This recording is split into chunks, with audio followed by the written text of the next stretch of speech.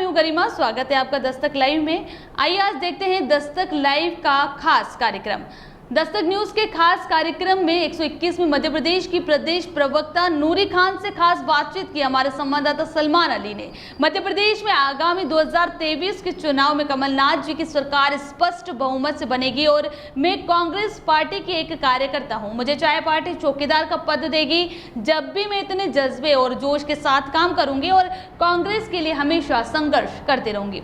ज्योतिरादित्य सिंधिया के उज्जैन दौरे पर नूरी खान ने किया था विरोध। उस पर भी नूरी खान ने कहा कि सिंधिया ने कांग्रेस से गद्दारी की और मैंने सिंधिया को काले झंडे और गद्दार सिंधिया का पोस्टर दिखाकर विरोध किया। पुलिस ने मुझे गिरफ्तार किया, लेकिन यह संघर्ष हमेशा जारी रहेगा। जनता की चुनी हुई कमलनाथ जी की सरकार को नोट से खरीदकर वोट वाली सरकार को गिराया है। खास बातचीत में मौजूद हैं मध्य प्रदेश कांग्रेस कमेटी की प्रवक्ता और उज्जैन की तेज तर्राट नेता। वैसे तो पूरे मध्य प्रदेश में इस समय उनकी एक अलग ही पहचान उभर कर आई है। कांग्रेस की ओर से काफ़ी दमदारी से भारतीय जनता पार्टी सरकार का विरोध कर रही हैं नूरी खान। सबसे पहले दस्तक चैनल में बहुत बहुत स्वागत है आपका। जी शुक्रिया। सबसे पहले ये जानना चाहते हैं, आखिर नूरी खान वो नाम है उज्जैन की सियासत में जो इस समय विरोध के रूप में सबसे तेज़ी से उभर के सामने आया। देखिए, ये विरोध मेरा या कांग्रेस का नहीं, बल्कि ये विरोध आम जनता का है। ये आवाज़ जनता की आवाज़ है, क्योंकि कोरोना महामारी की दूसरी लहर में लोगों ने अपनों को खोया है, उनको अपनों को खोने का दर्द है। और दूसरी तरफ सरकार की झूठी घोषणाएं हैं, चाहे वो मुआवजे को लेकर हो या अस्पतालों में इलाज को लेकर हो, और कोरोना के बाद बिजली बिल और शिक्षा व्यवस्था को लेकर हो। तो कहीं ना कहीं ये आवाज़ जनता की आवाज़ है और ये विरोध जनता का विरोध है, जो मैं हमेशा करती रहती हूँ। नूरी खान ने पिछले कोरोना काल में, जो बीता कोरोना काल है दूसरी लहर, उसमें खुद एम्बुलेंस चलाई, लोगों की मदद की, लेकिन फिर भी सरकार की तानाशाह और प्रशासन के दुर्व्यवहार से गुजरना पड़ा। देखिए, ये सही बात है कि मुझे बहुत ही कठिनाइयों का सामना करना पड़ा, लेकिन मेरे सामने एक ही लक्ष्य था और वो लक्ष्य था कि लोगों की मदद करना। क्योंकि लोगों की मदद करने के लिए जब एक हमारी कोरोना नज़मा भी जो कोरोना योद्धा हैं थी, जिन्हें वैक्सीनेशन ड्यूटी के दौरान कोरोना से संक्रमित होती हैं, ब्रेन हेमरेज होकर 5 दिन तक अस्पताल में तड़पती रही, उन्हें इलाज नहीं मिला। उसके बाद कैसे भी करके मैंने मुश्किल से धरना देने के बाद उन्हें एक प्राइवेट अस्पताल में उनके लिए एक सीट उपलब्ध करवा दी। लेकिन उन्हें अस्पताल तक ले जाने के लिए एम्बुलेंस नहीं थी। जब एम्बुलेंस मिली तो उसमें ड्राइवर नहीं था। मैंने एम्बुलेंस की चाबी उठाई और नज़मा बी को सरकारी अस्पताल से ले जाकर प्राइवेट अस्पताल तक दाखिला करवाया। कुछ दिन पहले उनकी 2 मासूम बेटियों से मिली, जुड़वा 2 साल की बेटियाँ। उन्हें मुआवजा नहीं मिला है, क्योंकि सरकार जब भर्ती कर रही थी किसी पेशेंट को, तो उसमें जो रिपोर्ट थी उसमें कोरोना पॉजिटिव लिखा गया है। और कोरोना पॉजिटिव होने के बाद उनसे 2.5 से 3 और 6 लाख के इंजेक्शन लगवाए गए हैं रेमडेसिविर के।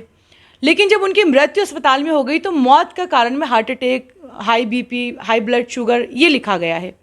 और जब उस व्यक्ति को परिवार के सुपुर्द किया गया है तो उसका अंतिम संस्कार या दफनाया गया है उसको कोरोना गाइडलाइन के तहत। लेकिन नगर निगम द्वारा जो मृत्यु प्रमाण पत्र दिया जा रहा है उसमें मौत का कारण ही नहीं लिखा जा रहा है।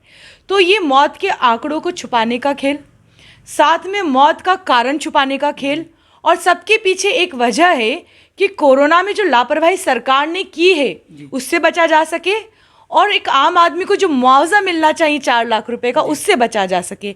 तो मैं सोचती थी, मुझे कभी यकीन नहीं होता था कि कोई सरकार इस तरीके से मौत के आंकड़ों के साथ खिलवाड़ कर सकती है। यह आश्चर्य की बात है। दूसरी बात, जब इतना संघर्ष किया, सारी चीज़ें रही, कमलनाथ जी भी आपके निवास आए, फिर भी नूरी खान को जेल जाना पड़ा।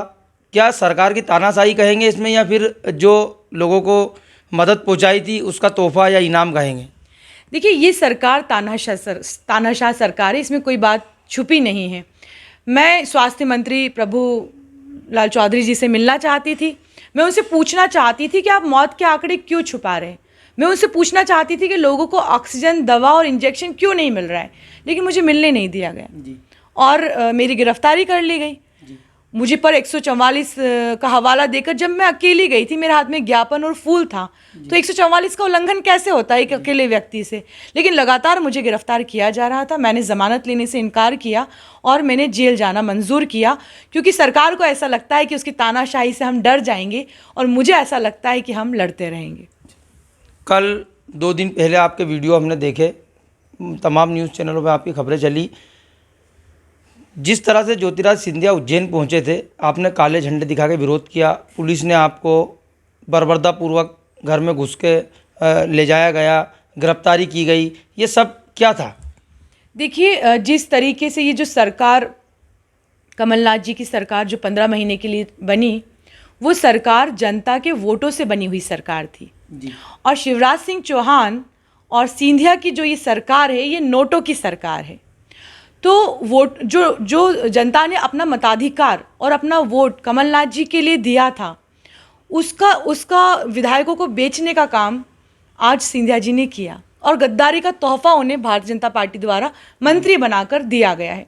ऐसे में मेरे घर के बाहर से सिंधिया महाराज का गुजरना हुआ, और मैं विरोध प्रदर्शन करना चाहती थी शांतिपूर्वक, लोकतांत्रिक ढंग से। उसके बावजूद प्रशासन और पुलिस द्वारा मेरे घर में घुसकर मेरे साथ ज्यादती की गई, मेरे नाबालिग बच्चों के साथ दुर्व्यवहार किया गया और मेरी गिरफ्तारी की गई, सिर्फ इसलिए क्योंकि मैंने गद्दार को गद्दार कहा। यही कारण था कि जो पूरा आपने दृश्य देखा, वो सोचने वाली बात थी कि ये वही सिंधिया महाराज जो कहते थे कि मैं सड़कों पर आकर जनता की लड़ाई लड़ना चाहता हूँ। ग्वालियर में 3 से 4 बेटियों की अस्मत लूट ली गई, नेमावर की घटना हुई, लेकिन सिंधिया जी खामोश हैं, क्योंकि उन्हें बहुत बड़ा उपहार मिल चुका है, गद्दारी का उपहार। तो 2023 में कमलनाथ जी के नेतृत्व में हम चुनाव लड़ेंगे, पुनः कांग्रेस की सरकार बनेगी, और सिंधिया जी को और शिवराज सिंह चौहान को ये जनता फिर से जवाब देगी।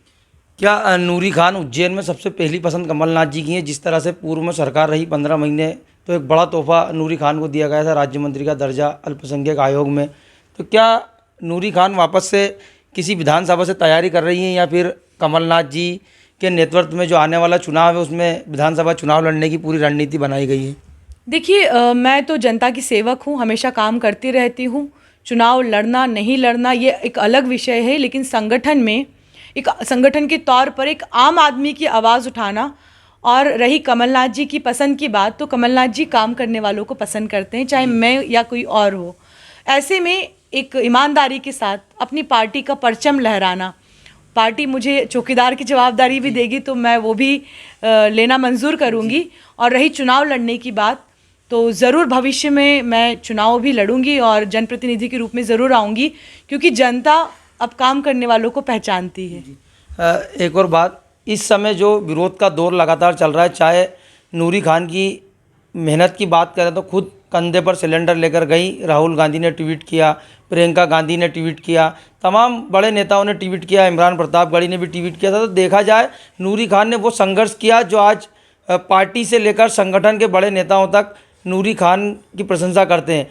तो अभी ये जो घटना गिरफ्तारी वाली हुई, तमाम सियासत देखी गई, लेकिन पूर्व जो अध्यक्ष हैं राष्ट्रीय कांग्रेस के राहुल गांधी, प्रियंका गांधी, दोनों ने नूरी खान को धन्यवाद दिया और नूरी खान को एक महिला नेत्री बताते हुए कहा कि बहुत दबंग नेता है। और जिस तरह से हौसला अफजाई की बात करें तो हौसला अफजाई की गई थी। तो क्या नूरी खान जिस तरह से उभर के मध्य प्रदेश में एक नया चेहरे के रूप में कमलनाथ जी के नेतृत्व में, दिग्विजय सिंह जी के नेतृत्व में सभी पार्टी के नेताओं के साथ काम कर रही हैं, तो उनका कहना है कि चाहे चौकीदार का पद दिया जाए वो मंजूर कर लेंगी। लेकिन एक महत्वपूर्ण बात यहाँ भी है कि उनके पति रकीबुद्दीन अहमद साहब खुद विधायक हैं और उन्होंने असम में जी तोड़ मेहनत की, अपने पति को जिताकर लेकर आई और वहाँ पर भी कांग्रेस का परचम लहराया। क्या कहेंगी इस पर? देखिए, मेहनत की थी असम में अपने विधायक बनाने के लिए। शायद इतनी मैं खुद के लिए भी नहीं कर पाती, क्योंकि रकीबुद्दीन अहमद साहब बहुत अच्छे नेता हैं, जनता के बीच रहते हैं, जनता के लिए काम करते हैं। असम ऐसा प्रदेश है जहाँ पर हर साल बाढ़ आती है, हर साल लोगों के घर बह जाते हैं। और इस बार ख़ास बात ये थी कि एनआरसी और सीएए के वक्त जो लोग बहुत प्रताड़ित हुए थे और काफ़ी दिक्कतों का सामना करना पड़ा, कई लोगों की जान भी चली गई थी। तो ऐसे में तीसरी बार विधायक बन के आना, ये हम लोगों के लिए, सभी के लिए गर्व की बात है कि एक अच्छे नेता के रूप में रकीबुद्दीन अहमद साहब काम करते हैं, इसलिए जनता ने उन्हें तीसरी बार भी चुना है। और मेरा फ़र्ज़ था, जी। मैं संगठन से भी जुड़ी हूँ और उससे बड़ा राहुल जवाबदारी गांधी जी के साथ प्रचार किया वहाँ पर, प्रियंका गांधी जी, इमरान प्रतापगढ़ी, जी हाँ सभी जी, आए थे, सबके साथ प्रचार सारे किया। बड़े नेताओं का सहयोग और आशीर्वाद हम लोगों को मिला और मिलता रहेगा, क्योंकि जो जीत होती है हमेशा सच की होती है। सत्य परेशान हो सकता है लेकिन पराजित नहीं हो सकता, और एक ही लक्ष्य है, विधायक बनना या किसी बड़े पद पर जाना। ये मेरी ख्वाहिश नहीं है। मेरी ख्वाहिश है कि हमारी वजह से हम कितने लोगों की आंख से आंसू पोंछ सकते हैं, कितने लोगों के घर में अब चूल्हा जल सकता है, और किस तरीके से लोगों के दुख और दर्द में हम उनके पास जाकर खड़े हो सकते हैं। हमने नूरी खान का वो अंदाज भी देखा है जिस समय गरीब बेसहारा लोगों के घर जाकर त्योहारों पर मिठाई चाहे अन्य सामग्री की बात हो बांटी गई। तो विधायक बनने के बाद नूरी खान भी क्या इसी तरह से जो रकीबुद्दीन अहमद साहब असम में कर रहे हैं वो मध्य प्रदेश में पार्ट 2 के तौर पर दोहराया जाएगा? देखिए, सबका अपना अपना तरीका होता है काम करने का। रकीबुद्दीन अहमद साहब का बहुत अच्छा तरीका है काम करने का, और मैं जो काम करना चाहती हूँ उसमें सबसे पहला काम मैं ये करना चाहती हूँ कि औरतों को भी आर्थिक रूप से मजबूत किया जाए। औरतें घर की चार दीवारी से बाहर नहीं निकल पाती हैं, लेकिन घर में रहकर ही वो किस तरीके से आर्थिक रूप से मजबूत हो सकती हैं, लघु उद्योग, कुटीर उद्योग के माध्यम से। तो औरतों को संगठन के साथ जोड़ने के साथ साथ उन्हें आर्थिक रूप से भी क्या भूमिका अदा कर सकती हैं औरतें, उस दिशा में मैं काम करना चाहती हूँ।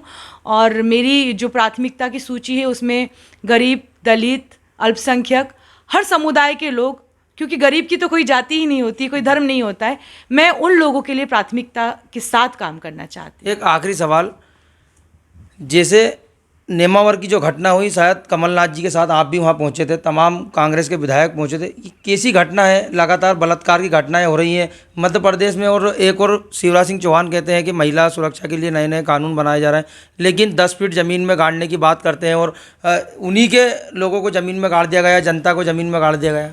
शिवराज सिंह चौहान जी जिन कड़े कानूनों की बात करते हैं, वो कड़े कानून भारतीय जनता पार्टी के नेता और पदाधिकारी अपनी जेब में रखकर घुमा करते हैं, क्योंकि नेमावर की जो घटना है वो सीधे सीधे भाजपा मोर्चा के पदाधिकारी द्वारा उस घटना को अंजाम दिया गया है, और शिवराज सिंह चौहान खामोश हैं। एक परिवार के 5 सदस्यों को मार के 12 फीट गड्ढे में दफना दिया जाए, क्या ये घटना मामूली घटना है? आपने सुना कि शिवराज सिंह चौहान ने कोई मुआवजा दिया या उस परिवार से मिलने पहुंचे? तो ये मामा ज़रूर हैं, लेकिन कंस मामा हैं। बेटियों के साथ बलात्कार, अत्याचार, दुर्व्यवहार, जुल्म, ज्यादती बढ़ता जा रहा है, और मामा की खामोशी बढ़ती जा रही है, क्योंकि उन्हें परवाह कुर्सी की थी, वो कुर्सी उन्हें मिल चुकी है। अभी कोई बाबा हैं एक उज्जैन के, उनने भी एक सोशल मीडिया पर वीडियो वायरल किया था कोई ज़मीन वमीन को लेकर के, जब महाकाल के मंदिर के पास उनकी जो संत साधु हैं उनकी ज़मीन को कोई भारतीय जनता पार्टी कार्यकर्ता हड़प रहा है, ऐसा कोई वीडियो आया था। उस वीडियो के बारे में तो मुझे नहीं पता, लेकिन ये आम बात है कि चाहे साधु हो, चाहे संत हो, दलित हो, आदिवासी हो, अल्पसंख्यक हो, महिला हो, कोई सा भी वर्ग शिवराज सिंह चौहान की सरकार में खुश नहीं है। तो ये हमारे साथ में थी आज मध्य प्रदेश कांग्रेस कमेटी की प्रवक्ता और तेज तर्राट महिला नेत्री नूरी खान, और स्पष्ट कर दिया कि कमलनाथ जी के नेतृत्व में आने वाला 2023 का चुनाव दमखम के साथ लड़ा जाएगा, और वो भी पूर्ण रूप से तैयार है।